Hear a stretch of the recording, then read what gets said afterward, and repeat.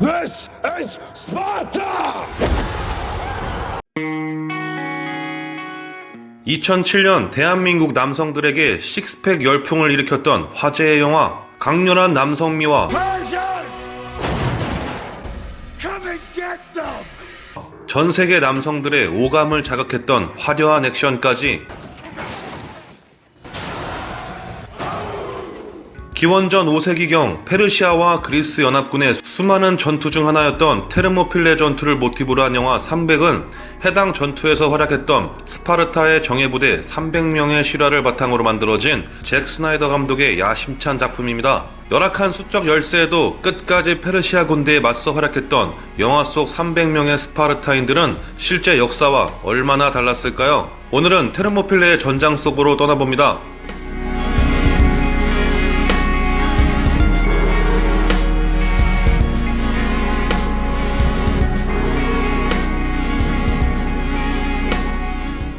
영화 속에서 그려지고 있는 테르모필레 전투는 오로지 정예 스파르타군 300명만이 좁은 골목을 사수하고 있는 것으로 묘사되고 있는데요. 언뜻 보면 실제 테르모필레 전투에서 수백만의 페르시아 대군에 맞서 오로지 300명만이 이 전투를 치른 것으로 오해할 수 있지만 해당 전투는 사실 페르시아 군대와 그리스 연합군의 전투라고 봐야 정확할 것입니다. 이 전장에 참전한 그리스 연합군의 구성은 300명의 스파르타 정예군, 1000명의 스파르타 외부 자유민, 3000명의 펠로폰네소스 동맹시민, 3000명의 테살리아 아카디아인 등 총 7300명 정도의 병력으로 구성되어 있었는데요. 여기에 900명의 스파르타 노예 계급층도 있었다고 추정하기도 합니다. 300이라는 영화 제목에 걸맞게 스파르타 정예군을 강조하기 위한 영화적 연출로도 볼 수 있을 것 같습니다. 또한 페르시아군의 병력 규모에 대해서도 이야기가 많은데요. 영화 포스터에서는 페르시아군의 병력을 100만 정도로 추정하지만 고대 그리스의 역사가였던 헤로도토스에 따르면 당시 페르시아군은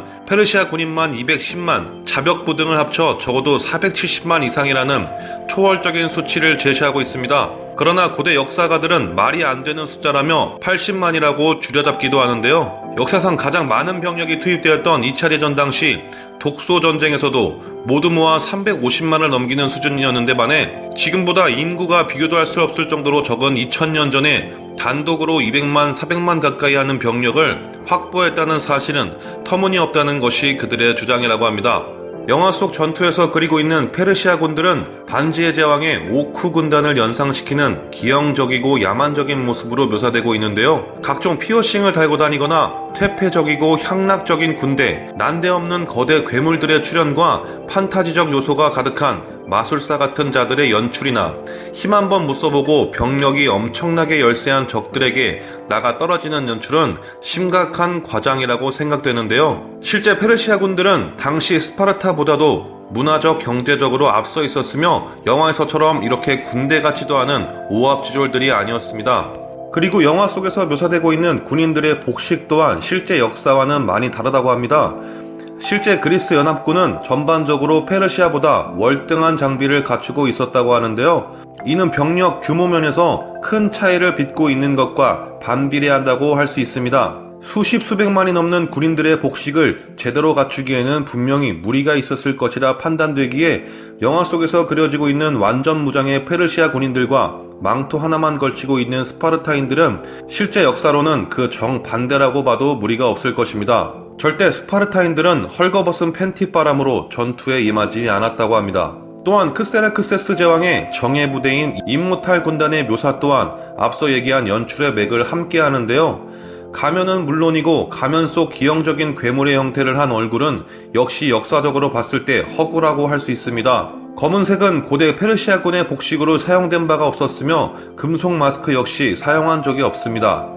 1971년 페르시아 제국 건국 2500주년 기념 퍼레이드에서 복원되었던 임모탈 군단을 보시면 실제 임모탈 군단과 영화 속 임모탈 군단의 차이를 쉽게 찾아볼 수 있을 정도로 그 괴리가 심하다고 할 수 있습니다.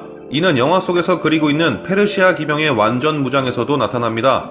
실제 페르시아 기병들은 당시에는 화면과 같이 중무장하지 않은 기병이었다고 합니다. 또한 영화 속에서는 페르시아 정령들을 흑인으로 표현합니다. 역사적으로 페르시아인이 아리아계 백인이라는 점을 감안한다면 이는 고증 오류라고 할 수 있습니다.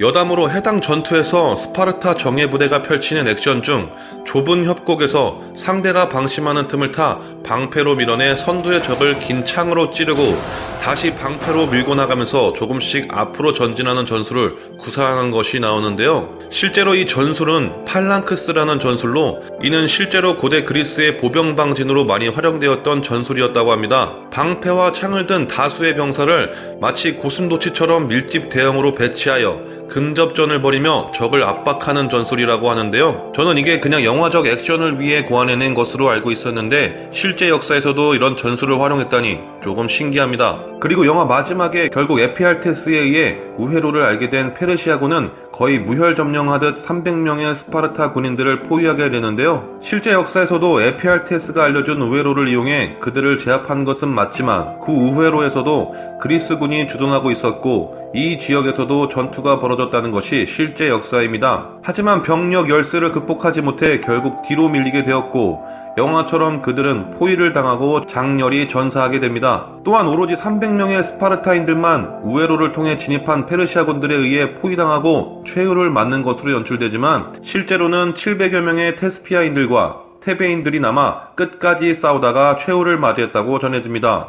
영화는 크세르크세스를 대머리를 하고 거의 나체의 몸에 알 수 없는 팬티와 부츠와 망토를 신은 것으로 묘사했는데요. 그리고 그는 체인을 머리와 가슴 등 온몸에 둘렀으며 다양한 피어싱에 바늘, 클립, 귀걸이, 코걸이를 하고 체인을 온 얼굴에 두른 모습을 연출하고 있습니다. 메이크업 또한 이상한 기분을 들게 하는 상태로 묘사되는데요. 하지만 실제의 크세르크세스 모습은 길고 풍성한 머리카락과 수염을 기른 것으로 전해지고 있습니다.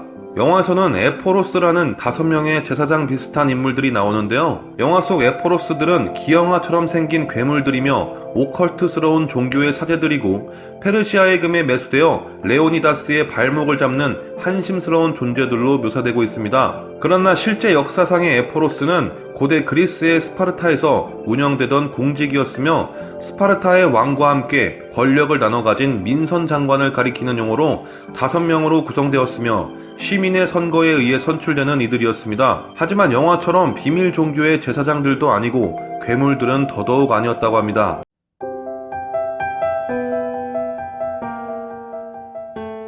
액션 영화의 새로운 지표를 열었다는 평가를 받는 잭 스나이더 감독의 영화 300. 특유의 롱테이크와 슬로우 모션 기법을 적극적으로 활용하여 웅장하고 치열한 전투 장면은 10년이 지난 지금 봐도 전혀 올드하지 않은 액션이라는 생각이 들 정도입니다.